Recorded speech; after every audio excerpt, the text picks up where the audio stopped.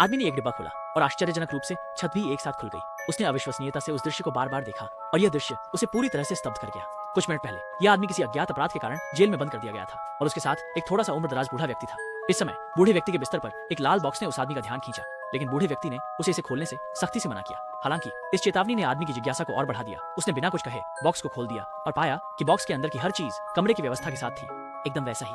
वह खुद को रोक नहीं पाया और हाथ बढ़ाकर छूने की कोशिश की, परंतु एक भयानक दृश्य हुआ। आकाश से एक विशाल हाथ नीचे आया और वह हाथ स्पष्ट रूप से उसी का था। आदमी ने तुरंत अपनी पैंट कस ली, फिर उसने छत की ओर देखा। अच्छी स्थिति में ये सुनिश्चित करने के लिए कि जो अभी हुआ वो कोई भ्रम ना हो, उसने बक्से को जमीन पर रखा, फिर छत को देखते हुए बक्सा खोला। छत वैसे ही जैसे बक्से का ढक्कन एक साथ खुल गई। इस दृश्य के जादुई होने के कारण उसने एक नया विचार किया और अपने बक्से के अंदर खुद की ओर हाथ बढ़ाया। उसने पाया कि उसका हाथ सच में प्रकट हो गया। उसने अविश्वास के साथ हाथ छुआ, ये सुनिश्चित करने के लिए कि यह कोई प्रोजेक्शन नहीं है, और फिर जिज्ञासा से बक्से की ओर देखा जिसमें उसका अपना प्रतिबिंब भी वही कर रहा था। अब उसे समझ आया कि बक्से के अंदर की हर चीज इस कमरे में परिलक्षित होगी और उसने एक साहसी विचार किया। वो पहले छत पर चढ़ा और फिर वृद्ध से कहा कि बक्सा खोलने में मदद करे। फिर उसने मौके का फायदा उठाकर जेल से बाहर निकलने और छलांग लगाने की सोची।